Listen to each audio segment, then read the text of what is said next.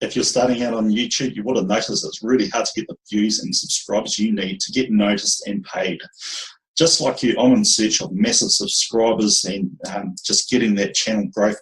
And for a while, I actually couldn't work out what I was doing wrong until now.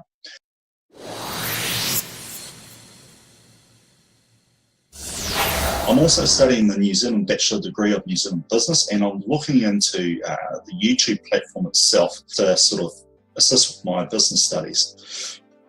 I want to share what I've learned with you. So there's going to be a whole raft of video series, which I'm going to call it Enhancing Your Growth Series, ranging from thumbnail creation, SEO implementation, as well as mixing up a strategy within the marketing mix. So the first video in this series, understand the YouTube matrix. And for you guys who have just joined us from Facebook link, that's right, it's all part of the strategy that I've learnt. We'll get started.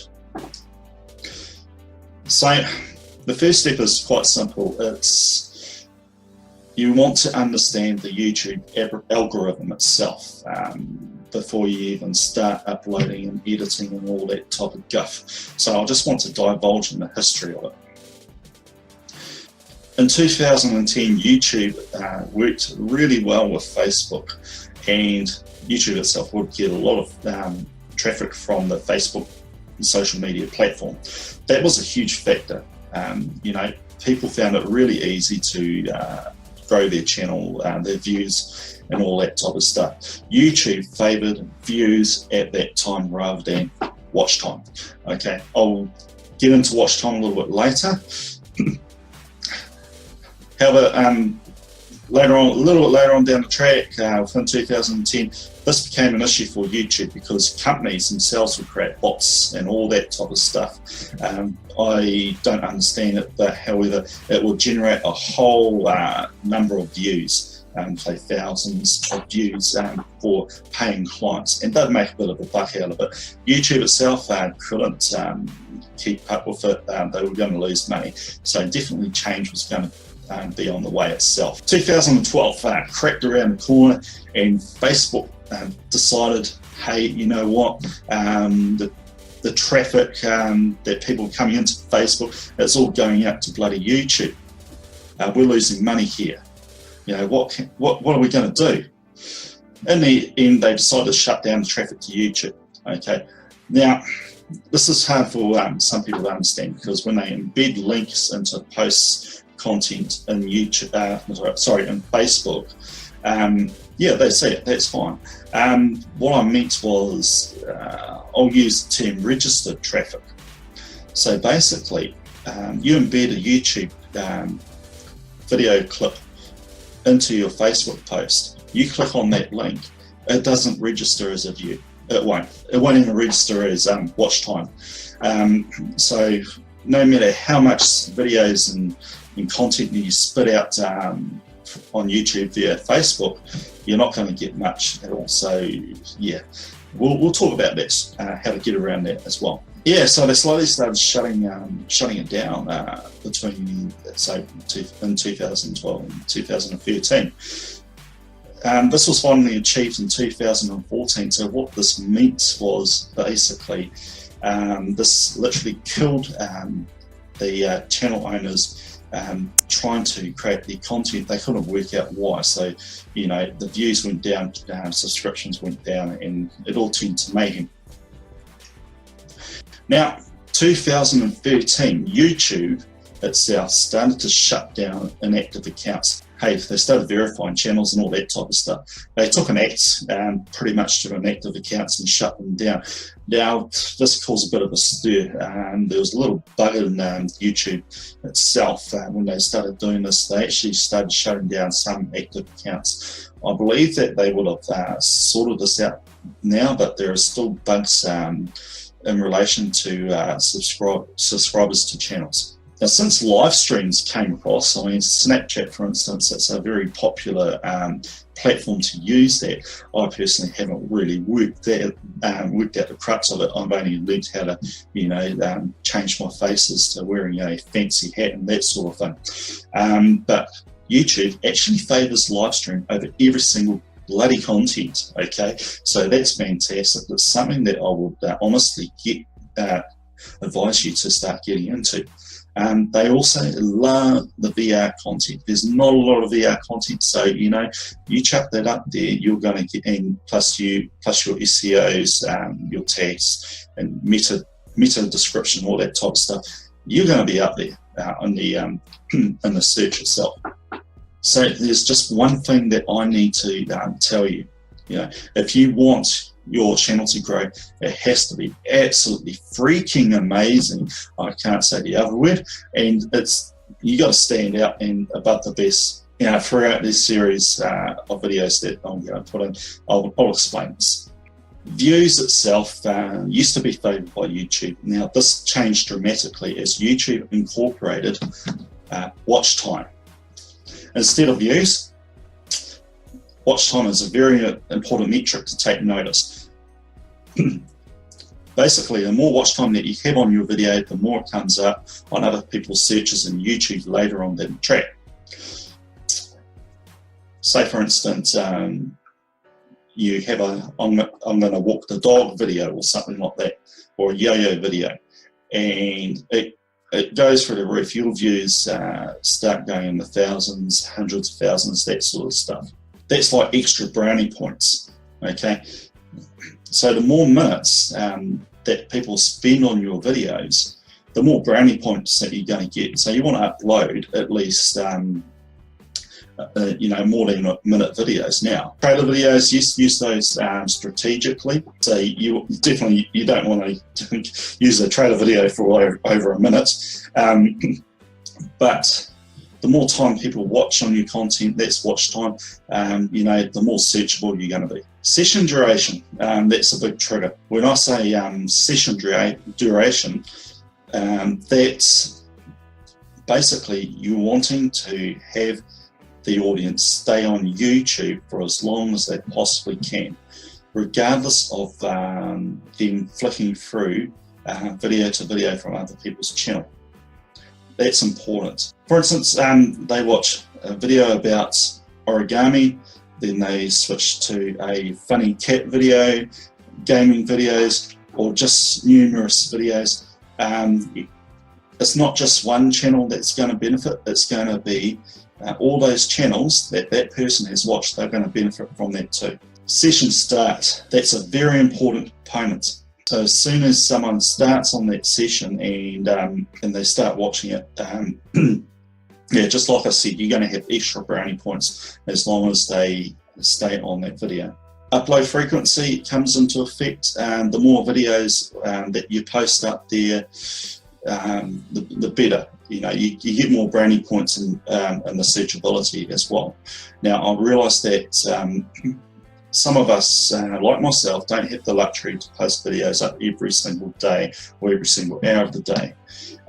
There's certain ways around this as well.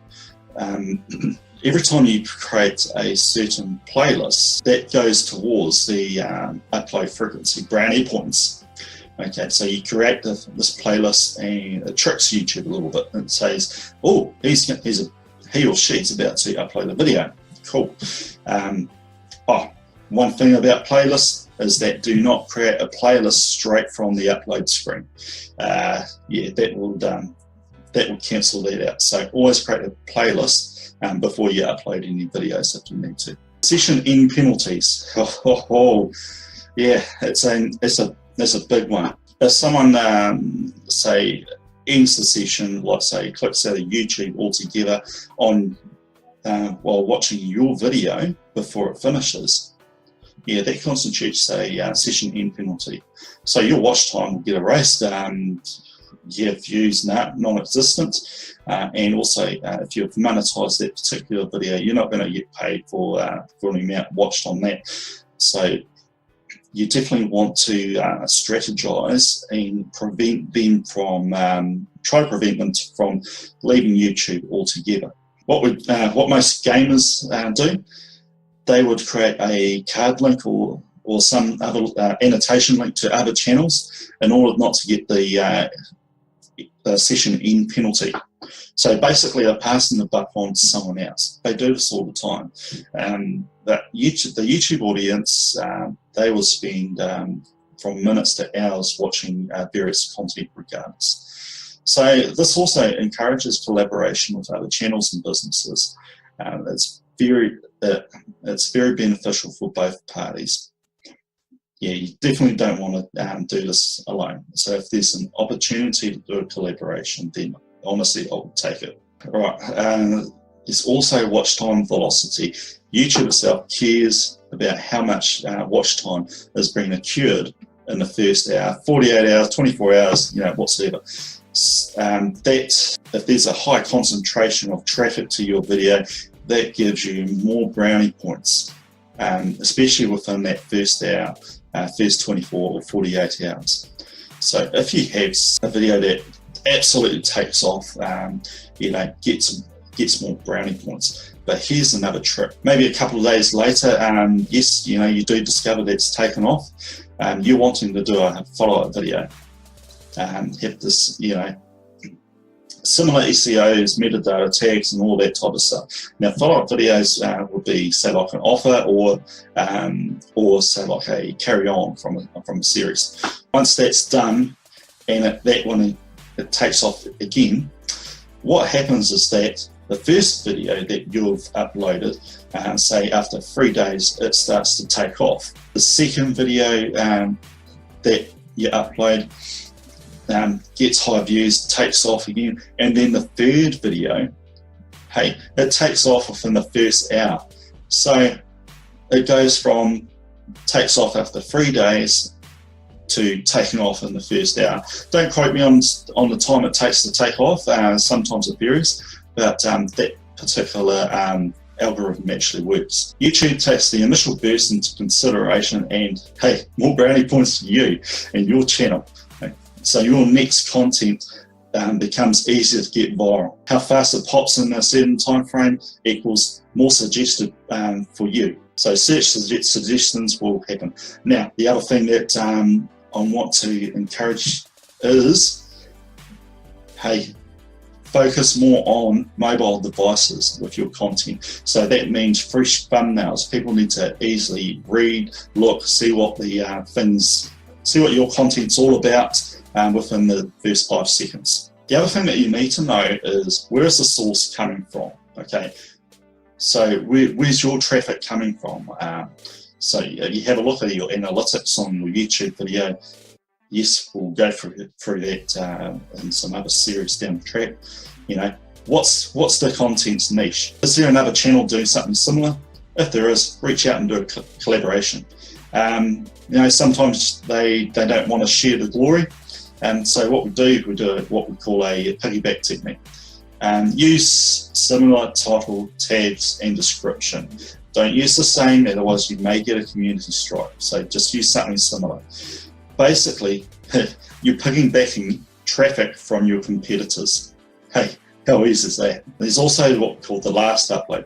If your last upload of your video is good, it'll get you promoted more, so you get suggested searches and all that type of stuff.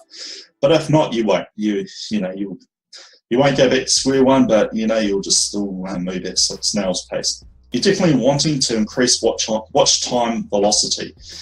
So you do, say, like a behind the scenes strategy, behind the scenes type of content. Do some sort of trailer to what your next video is going to be about. Be engaging and increase. That way you'll increase your audience views, and use a bit of strategy with that. Related meta upload. Now, when I say this, this pertains to new YouTube users. Number one on the search list, when you type up in your search bar the content that you are going to do, you'll see right up the top there, someone doing something similar. So you're definitely wanting to use the similar metadata, a similar description, title, tags, so you can actually piggyback off them. That's going to enhance your growth. It'll take a little while, but after a bit, you'll find yourself getting up there. At the end of your videos, you're wanting to use some sort of signature block.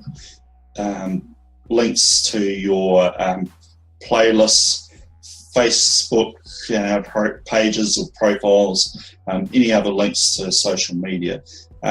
Also have a standardized signature block all across the videos. That will sort of enhance your channel's metadata. Every time that you add a video, that's going to add brownie points to you being searched. I hope you all enjoy that little spiel that I had. Yeah, honestly, I hope that you're going to get something out of it. So, even though I said all this technical guff to you, it'll become easier and more in contents throughout the whole series. But this is just a broad spectrum, and I just wanted to explain how the algorithm actually works within YouTube. There's a more broad technical terminologies in there, but I just didn't want to confuse you all. So throughout the rest of the series that I'll be doing, I'll put that into practice and you'll see why. Okay, so hey, have a good one. It's Russ Oliver here from DIY Tutorials.